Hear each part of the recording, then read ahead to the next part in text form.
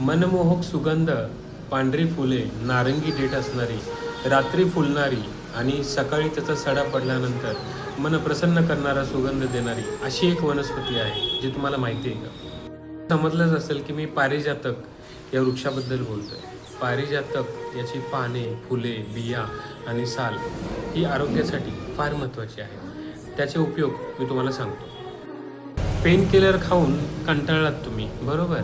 मग तुम्हाला गुडघ्याचा त्रास आहे, सांध्यांचा त्रास आहे, वाताचा त्रास आहे, तर एकच गोष्ट करा. पारिजातकाच्या पानांचा दररोज सकाळी 1 कप काढा घ्या. नक्कीच तुमचे गुडघेदुखी, सांधेदुखी, सायटिकाचा त्रास हा कमी होईल. पारिजातक हे कटुतिक्त रसात्मक असून वृक्ष शीत आणि वातल आहे. त्याचप्रमाणे विषमजर, कृमी, कुष्ठ, कफपित्त यांचं नाश करण्याचं कामसुद्धा पारिजातक करतं. पारिजातकाच्या पानाचा रस हा माझ्यासोबत घेतल्याने तुमचा ताप नक्कीच कमी होतो. त्याचप्रमाणे जीर्णज्वर आणि त्यामुळे होणारी प्लीहावृत्ती याच्यामध्ये सुद्धा पारिजातकाच्या पानांचा फार उपयोग होतो. पारिजातकाच्या पानांचा कल्क हा साखरेसोबत घेतल्याने पोटातले जे जंत असतात, कृमी असतात, नक्कीच कमी होतात.